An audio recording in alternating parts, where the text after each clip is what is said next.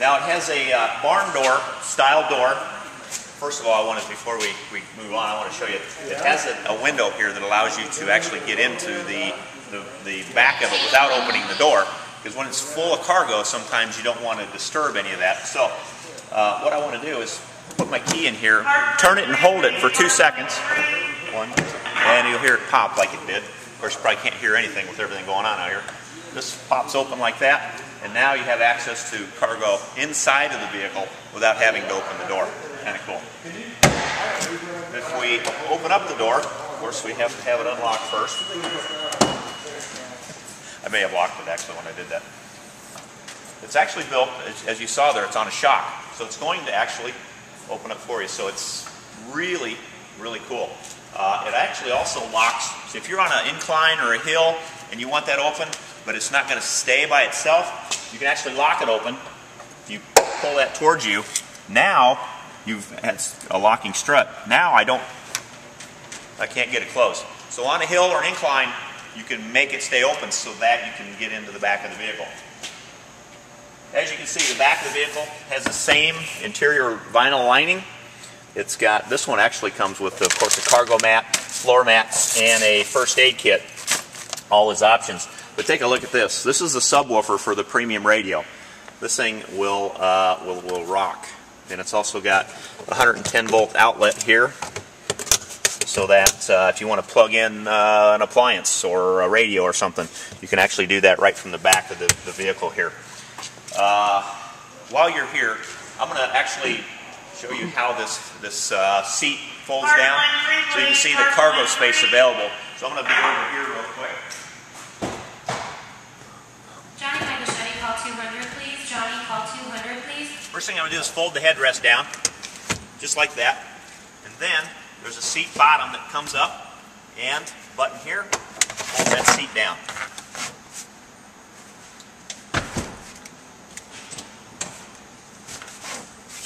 So it's not perfectly flat, but as you can see, you can still get a lot of extra cargo in here if you need to, which is kind of cool. So, very versatile, very usable space. Like I say, you still got room for passengers in there if you need it. Any questions? No, just kidding. All right, let's move on. David and Tony, please. Okay, I'm just going to set this back up so we can get on with the test drive here. Once again, it's quite the unique individualized type of vehicle. I think we've talked about a lot of stuff out here. You can see it's very interesting and unique. What I want to do now is take you on a test drive in this thing. I only wish that we could find an off-road location to take this. Best I'm going to be able to do is get it out here on some side road and, you know, hopefully try to give you some idea of its capability. Although I wish I could like throw it too low or 4 low, I guess, and show you what this thing can really do. Today we could probably scare up some mud because it's kind of wet and nasty out, but we're going to take a ride, so come on along, let's go. All right, here we go. Test drive away. All right. Let's get outside the building here so we can get some light on the subject and see what we're talking about, hopefully. All right, let's start down here with the gated shifter. Well, gated shifters are not a fad. They're actually designed, I think, in many ways to be beneficial.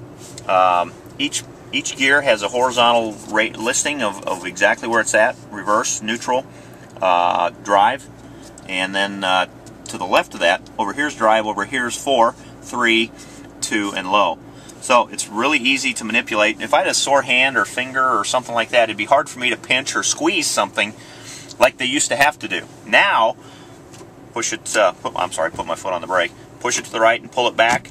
It's that simple. Now I'm in reverse. Oh, and while we're in reverse, I want to show you something here. It's pretty cool. It has a backup camera integrated right into the mirror, which is pretty awesome. That activates when it's in reverse. So, when we're not in reverse, down one more is neutral, down one more is drive. Over here's 4, 3, 2, and low. you're going to operate in 4 99% of the time, because that's where your overdrive gear is, and that's where your best fuel economy is. So, that being said, we're on our way. Except, I wanted to actually talk about this door panel over here, because there's so much on this thing that I want to get to that some of it I'm going to have to deal with here. Power windows, the front driver and front passenger, power locks, and the window lockout. So if you're messing with your window over there and I don't like it, I can turn it off and you're out. I don't know if you can see much over here. We've got our light bar, which is on, turn signals, and brights. Over here we've got our power mirrors, and we've got our dash dimmer control here. And way over here, Will, is RSCA, roll sensing curtain airbags.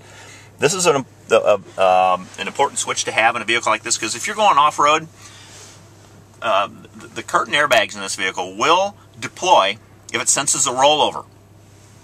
Now, off-road, sometimes you can get to rocking. You don't have to be on rocks, but even in like a camping, fishing, hunting, or maybe a work experience on the farm, this thing can get to rocking a little bit on some roads, or even some off-road terrain.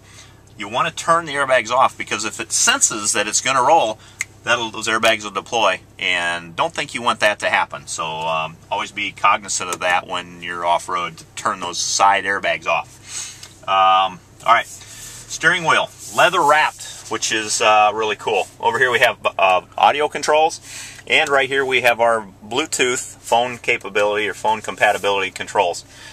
Cruise control, right here, we turn it on and push it down, off we go, it's set. It's always right there, it's always the same, it's easy, convenient, and I know how to operate it in the dark too. It's very, very simple, very easy to use. Here is our wiper bar.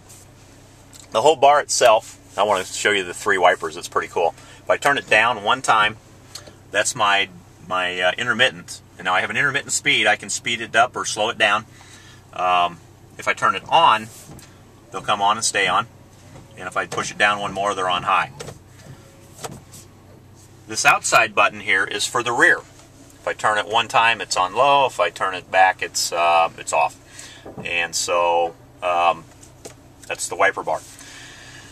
Okay, let's just get going here. Try not to get in anybody's way, which for me is pretty easy. I'm in most people's way all the time.